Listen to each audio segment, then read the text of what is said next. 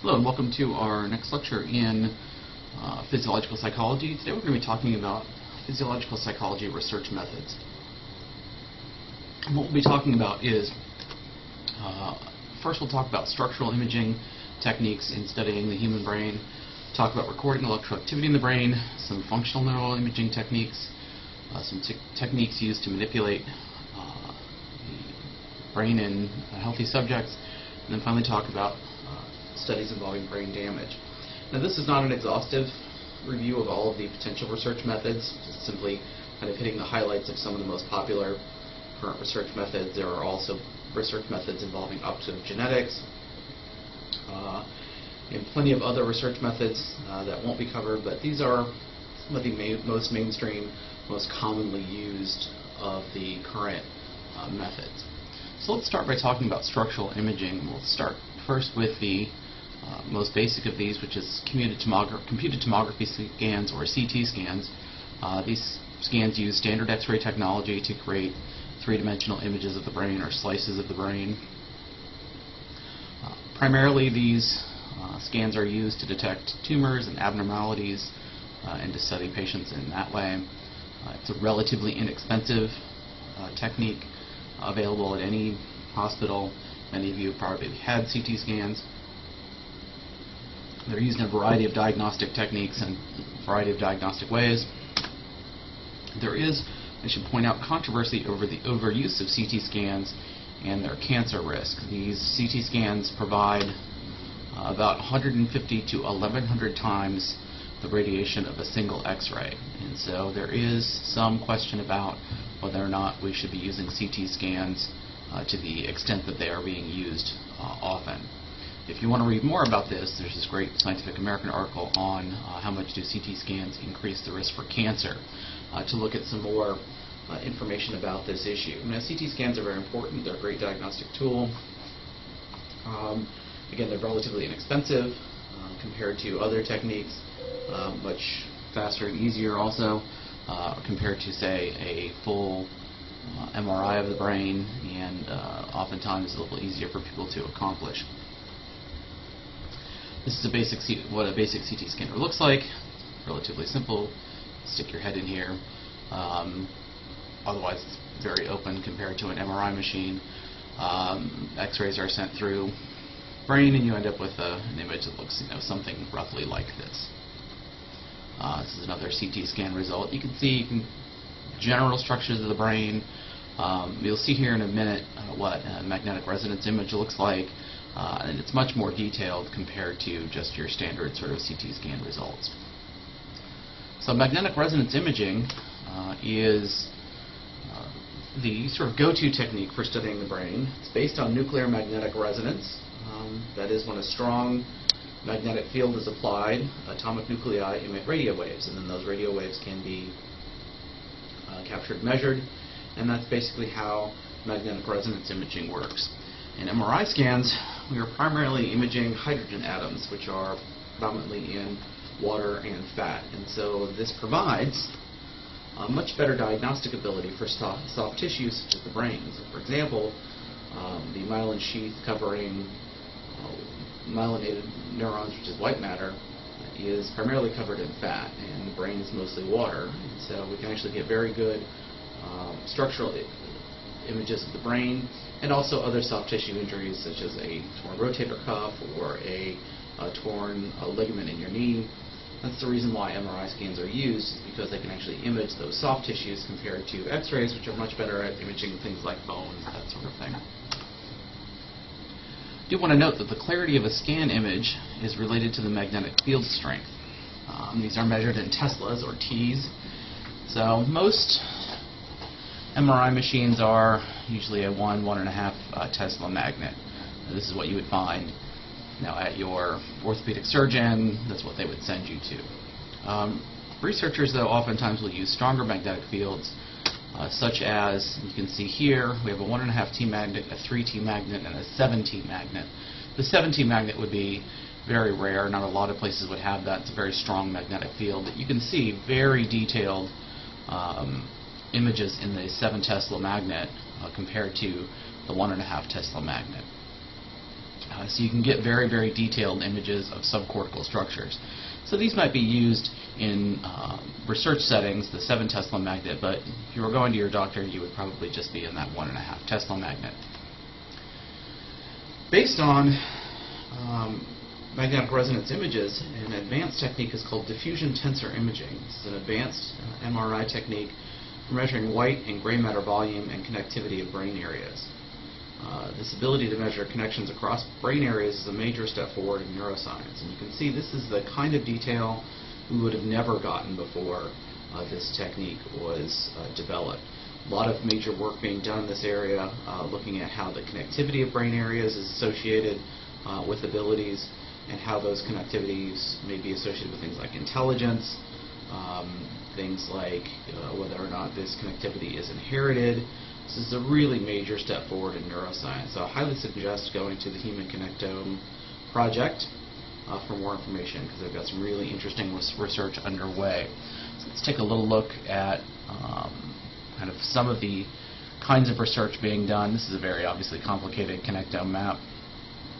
But what they've done in this study is they've looked at twin studies, identical twins versus fraternal twins, and looked at their connectivity and how they're associated with genetics. So for example, the temporal lobe associated with learning and memory down here appears to only have a 45% genetic component in terms of its connectivity, whereas the corpus callosum, which connects the two hemispheres, seems to have an almost 100% genetic influence in terms of its transfer between the left and right hemispheres. So this is a really interesting step forward in trying to figure out exactly what relates to these kinds of connectivity issues.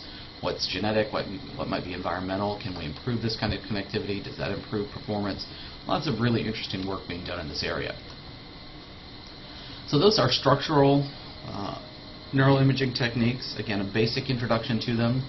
I want to move on and talk about electrical activity in the brain. This is a way in which a lot of research is done. This is really an inexpensive way to study the intact brain in humans. Very commonly used. A full top-of-the-line system in this area is, in the $100,000 range, somewhere in there, which for neuroscience is relatively inexpensive. So this basically works by attaching electrodes to the scalp, and they measure ongoing electrical activity in the brain. And you can see that here in the image, where there's sort of ongoing brain activity, and it provides this kind of real-time information about brain activity. This kind of electroencephalography is used to diagnose things like epilepsy. It's also used to study things like visually evoked potentials, and also to study things like sleep in different states of the brain in terms of its sort of ongoing activity. The kind of information you can get from this particular format of electroencephalography is really about the state of the brain. So for example, we'll talk about the default mode network, sort of when we're in our default mode of just moving about, and then also look at this when we talk about sleep. This is something that's used extensively in sleep research. But from a behavioral perspective, usually we're interested in what the brain is doing and how it's associated with specific activities. So something like identifying a word versus a non-word. For that, we often use event-related potentials. Event-related potentials are time-locked recordings of electrical activity in the brain. These use the same equipment as electroencephalography, excuse me, but we specifically time-lock those recordings to external events and average those signals. The idea being that when we're recording brain activity, it's doing a lot of things that we're not interested in. It's keeping your heart beating, it's telling you to breathe, it's imagining what you're going to do this weekend, but we're only interested, say, in word recognition. So what happens when you recognize a word? Well, by averaging over a number of times, so where you look at a word versus a non-word, eventually that other noise drops out and we have more signal.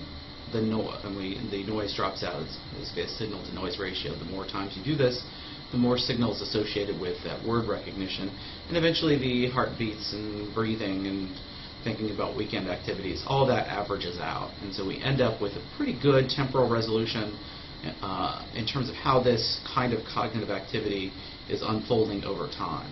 Unfortunately, just using EEG, this ERP equipment, we can't really tell you where in the brain this is happening, although they're getting a little bit better at this kind of location ability. So this is kind of what the data looks like. So this is that example of words versus non-words versus pseudo-words. And you can see words and non-words, or sorry, words and pseudo-words, have some pretty similar electrical activity, but completely different from non-words. So you can easily differentiate brainwave activity associated with non-words versus words. And even you can tell, you can see, this is probably the point if you look here at C4, you can start to see some emerging differences. This may be where the actual recognition of a word versus a pseudo-word becomes. So this might be where the linguistic activity is, whereas this may all be more associated with basic perceptual attributes. It's hard to say. But you can start to see this kind of emerging difference. This is a little data from my doctoral dissertation. Here participants either heard words at study or saw words at study, and then now they're trying to decide whether a word in front of them is one that had been presented previously or not. And you can actually see there seems to be some differences in trying to remember a heard event versus a seen event, which is kind of interesting. But this is what the ERP data looks like. The next way in which electrical activity is measured, and basically when we're talking about measuring action potentials, is this new technique, relatively new technique, called EROS, which is event-related optical signals. And they use this fairly complicated contraption, you can see, to shine light, infrared light particularly, that travels through the skull to image event-related neural activity. So they can actually see changes in neurons themselves associated with that activity and the firing of action potentials. Unfortunately, because they can only image a centimeter or so below the surface, this is limited to surface cortex activity. But it's good for measuring visual cortex and things that are on that kind of surface cortex activity, and it does provide some really important information. So this is a pretty good technique for doing that kind of research. Magnetoencephalography is probably, it's not the newest technique, but it hasn't gained as much use simply because of its expense. And basically it's imaging those electrical signals in the brain, but it's measuring electrical activity by detection of generated magnetic fields. Whenever you generate an electrical field, you also generate a magnetic field. Some of you might remember in your science classes you actually made a magnet by passing an electric current through metal, through iron particularly, that creates a magnet. And essentially that's what we're trying to measure, is that magnetic field fluctuation caused by neural firing. Unfortunately, the level of magnetic field strength generated by neural activity is very, very, very small, and it's much, much smaller than the background magnetic field of the Earth. So we are surrounded by a magnetic field all the time. That's what protects us from cosmic radiation. But that also means trying to measure neural activity requires shielding the room as much as you can from that. So you have to build a shielded room, and the equipment's fairly expensive. We're talking on the order of millions. So the total construction cost and installation cost for an MEG machine is in the $5 to $10 million range. So this isn't something most universities have. And I checked online recently, it's about $800 for a single hour to use another university's MEG machine. Compare that to functional magnetic resonance imaging we'll talk about in a minute, which you can get in the $200 to $300 range per hour. So much, much more expensive. So this uses what are called SQUIDs, which are superconducting quantum interference devices, to measure that magnetic field strength. This is the reason why this is so expensive, because this stuff has to be cooled. And, this is a much more complicated piece of equipment than anything else we'll really be talking about. This is often used in combination with other techniques. In fact, you can see on the right there's a MEG system combined with an MRI system, so you can actually look at the brain intact by having people do MEG and fMRI, and so you can kind of get this kind of combined activity that unfolds over time. But again, very expensive. The final thing we'll talk about with recording electrical activity in the brain is in vivo single unit recording, and essentially this is the recording of action potentials in single cells. Primarily this is conducted in animals. Sometimes it's conducted in humans undergoing neurosurgery, but generally we're talking about firing rate as being the principal measure. So you can see here, and we're going to talk about this when we talk about the visual system, but you can see when you turn on a stimulus, this, let's say we're in the visual cortex measuring firing rate of an individual neuron, and so you basically have an electrode either in or right near a single neuron. So you turn on this stimulus, it increases its firing rate a little bit, so that's sort of it's responding weakly to that stimulus, as compared to this other stimulus. Maybe it's brighter light, or it's more in the appropriate receptive field of the neuron, so it's a stronger stimulus, so you get this much faster firing rate. So these firing rate of individual neurons has a lot to do with how we've learned how the visual system works, and so we'll talk about receptive fields and different stimulus attributes associated with how the visual cortex works. So that's how we record electrical activity in the brain. Next up is the really meat of what we call functional neuroimaging.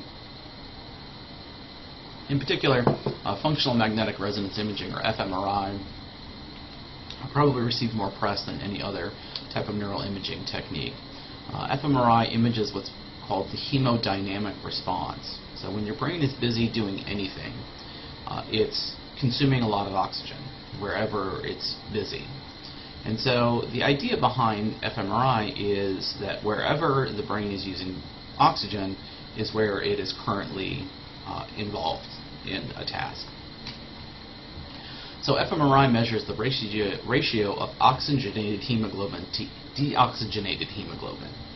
The idea being where there's more deoxyhemoglobin than oxyhemoglobin, that means the brain has been busy using of that oxygen, and so that must be where the task is taking place. We use a subtractive method in both fMRI and PET, which we'll talk about next, and we'll talk more about the subtractive method after we go through both of these. But basically, what we're trying to do is subtract out everything we're not interested in.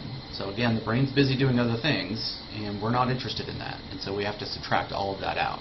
So if we're interested in, say, word recognition again, we have to subtract out everything that's not recognizing the words. So that means we have to have letters, we have to have something individual, something visual.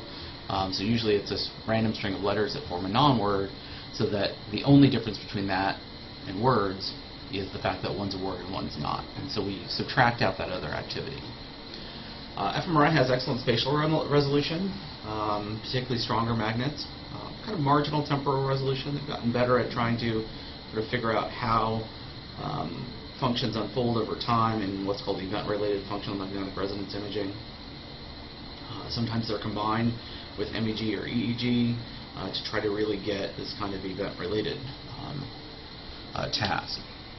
So this is what functional magnetic resonance imaging looks like. So we can see sort of in the brain where activity is happening. And essentially what these are statistical maps where there is a significant difference between our two conditions, say our experimental condition and our control condition.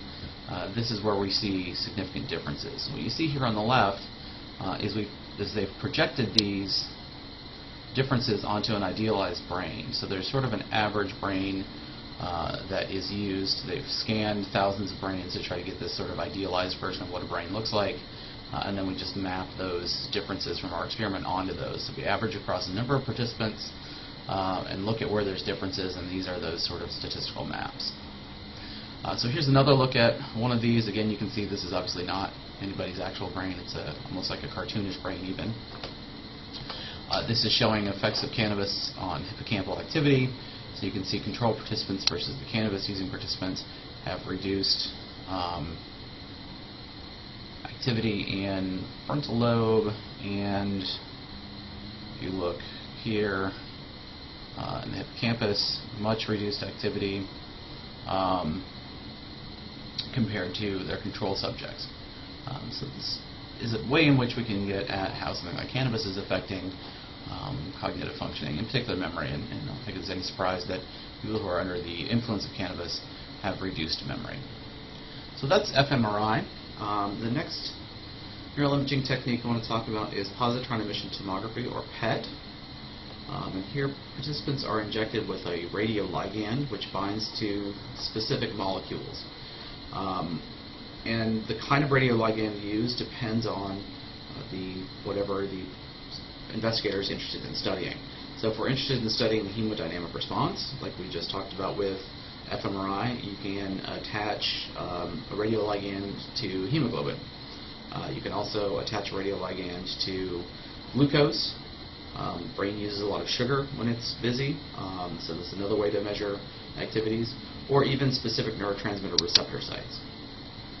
The biggest issue with PET scans is they aren't as accurate in terms of spatial resolution, and it takes a long time to scan the brain because you have to wait for those radioisotopes to decay, and the faster the decay is, the more dangerous they are to the brain. So as a result, it takes a long time to scan the brain, and so if you're interested in studying a task, for example, you have to block that task over time, so that you have to have the same person doing the same thing for a number of minutes, which alters the experimental protocols quite a bit. But this technique is uniquely suited for some studies focusing on specific neurotransmitter systems, because you can get radioligands that bind specifically to dopamine 2 receptors, dopamine 3 receptors, the 5-HT4 receptor, norepinephrine transporters, all sorts of different ways in which you can see whether the brain's using a specific neurotransmitter. Final note on this is each participant is limited to 1 PET scan per year. This has to do with the radiation dosage, which isn't really all that high. It's about the same as flying to Europe and back. When you are on the transatlantic flight, you're very high up in the atmosphere, and as a result, you are exposed to about 8 hours of cosmic radiation. And as a result, that's about what you would get from a PET scan, but we like to be cautious, so we scan 1 person per year. We also use a subtractive method. Again, we'll talk a little bit more about that subtractive method here in a moment. But I wanted to show you the kind of data you can get out of a PET scan that's very different from what you might get from an fMRI study. So here we are looking at a magnetic resonance imaging template. We then have used a cannabinoid receptor radioligand. And it's just simply where there are receptors. Cannabinoid receptors are naturally occurring in all of us. What you can see here, they've looked at the average healthy participant versus an average PTSD patient. And you see much greater density of cannabinoid receptors, particularly in the frontal lobes. It looks like near the amygdala is what I would say down here. And so this may be one of the effects of PTSD is an increase in these kind of receptors. May have some relevance to treating these individuals, or also for how to, or it may also certainly be possible that the cannabinoid receptors are causing the PTSD, that is, people with higher levels of cannabinoid receptors are actually more susceptible to PTSD. So either of these are possible with this kind of data. This is a great PET scan of the D2, D3 receptors, because you can see the basal ganglia, in particular the caudate. You can see the tail of the caudate. So these are really good images of the basal ganglia in looking at dopamine receptors in that area of the brain. So, final note on neuroimaging is a little bit on understanding this subtractive method. The purpose of the subtractive method is to eliminate brain activity that's not associated with the task we're interested in. So the trick can be finding an appropriate task. Probably one of the most difficult ways in which to find an appropriate control task are faces. So if we're interested in studying how the brain processes faces, we have to find something that is as complex and has the same kinds of attributes is a face. So I'm trying to think about how, if you think about how we recognize faces, part of it is how far apart your eyes are, the shape of your eyes, shape of your nose, mouth, the distance between your eyes and your mouth, the distance between your mouth and your nose. All of that, all of these different points are how we recognize faces. And so trying to come up with something that's like that but isn't a face is very difficult. I've seen studies where they've used houses as a subtractive method, but it's a difficult thing to control for. Another thing that's important to note is the results we see are averaged across participants. So when you look at a brain scan, you're almost never looking at a person's brain. You're looking at 20 people's scans put onto an idealized brain. So give you an idea about this kind of, these are just the idea that there might be this level of activation in an experimental task across these areas. And then we have a comparison task, and that's the level of activity. You can see that this area here seems to have greater activity in the experimental task than the control task. This is basically how this is done. And in fact, the statistics involved here, oftentimes are not really statistics. They just simply look at, they do what's called a voxel by voxel analysis. Usually they have a region of interest already that they're interested in. They don't just scan this and say, well, what lights up? They have an area that they're interested in. So this is a pretty complicated way. There's a little bit more behind this, but sometimes it is just simply, well, they look different, so they might be different. Give you an idea here, this is, we have whatever stimulation we have and some control. We look at this difference, and we have all these individual difference maps, and then we have this sort of mean difference image. So this is how we combine data for a final report. The last couple areas we'll talk about are manipulating the brain in healthy participants, and then finally we'll talk a little bit about brain damage. So we'll talk more about this later on in the semester. The first we'll talk about is transcranial magnetic stimulation. TMS can be used to both excite and inhibit parts of the cortex. You can go online and look at TMS in action. They can actually, you can use TMS to disrupt Broca's area and inhibit speech production temporarily in healthy subjects. Repetitive TMS has been shown as potential for treating depression. In particular,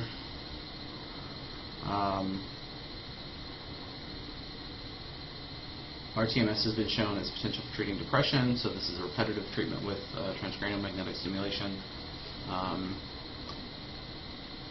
Other possible uses of repetitive TMS may include treating brain injury and possibly enhancing brain performance, although that's controversial at this point. But we do know that you can alter, you get sort of longer term changes in neural firing, not just during the TMS procedure, but following it as well. And I do know people that have had some success with TMS as a treatment for depression. Transcranial direct current stimulation is similar to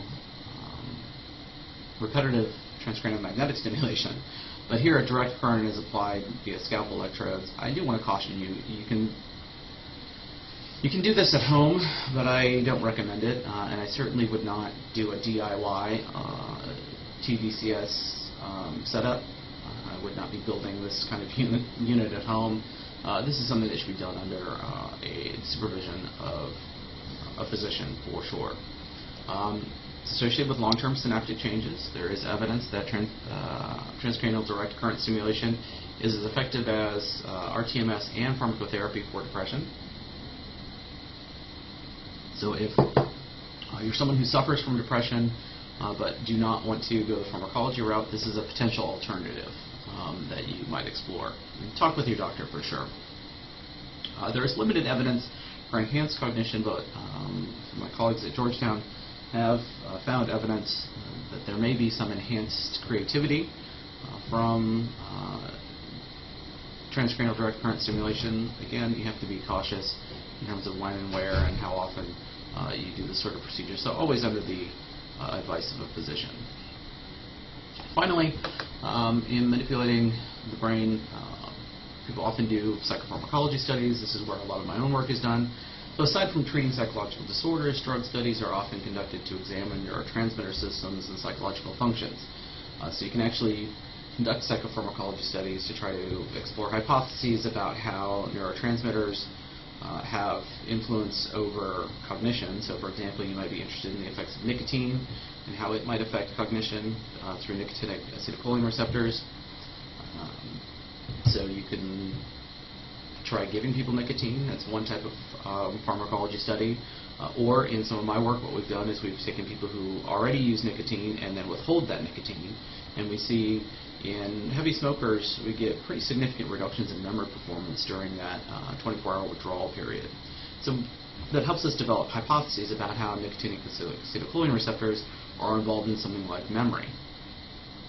Other examples, in some of my other work, we have done drug-induced amnesia studies. There are plenty of other people working in this area as well. Lynn Reeder at Carnegie Mellon does some terrific work in this area. I worked with Elliot Hirschman in this area. Also, Miriam Minzer at Johns Hopkins do some work in this area. So we've used the sedative midazolam. Other benzodiazepine sedatives also show similar efficacy in terms of inducing amnesia.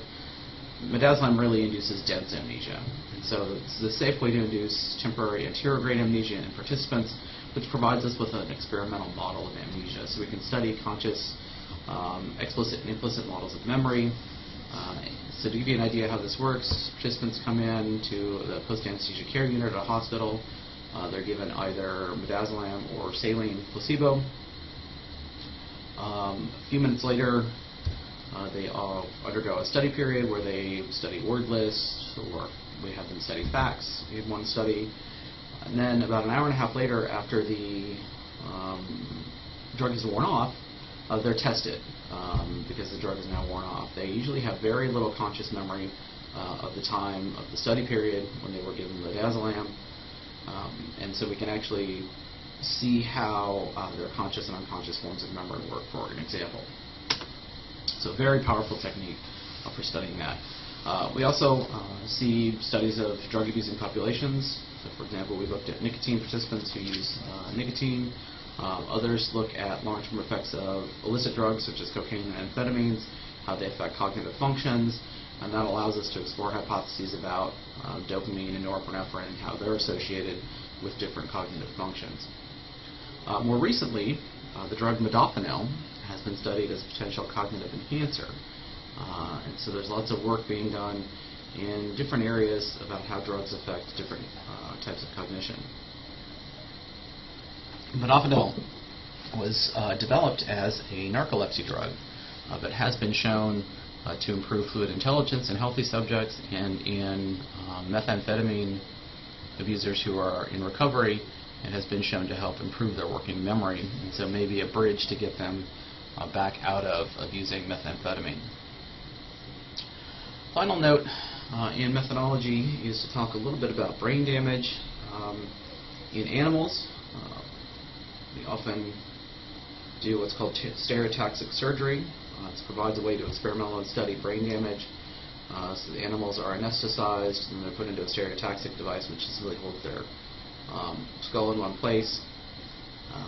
There are two different ways in which you can study brain damage in an animal: ablation, which is the surgical removal of a brain area, and so this is where you go in and actually take out an area, or a lesion, which is damage to a brain area. And again, these are often done for research, so you can ablate the area either with a scalpel, or oftentimes it's done with by electrically sort of burning away the area, so you get a little bit more precision that way.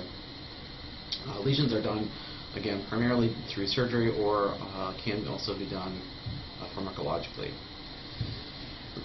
So the stereotaxic instrument is simply used to damage structures in the interior of the brain, and again, it holds the animal in place. Finally, we also look at how brain damage affects humans in neuropsychology. So these are studies of individuals with brain damage. Most often, this is due to ischemic stroke. It's the most common cause of brain injury. It can be caused by tumor, traumatic brain injury, or penetrating injury. Something like the famous case of Phineas Gage, where penetrating brain injury caused pretty dramatic damage. So these are always case studies. These patients can provide important insights into brain functions, and Some of the best examples come from neuropsychology literature. I highly recommend Oliver Sacks' The Man Who Mistook His Wife for a Hat if you're interested in this area.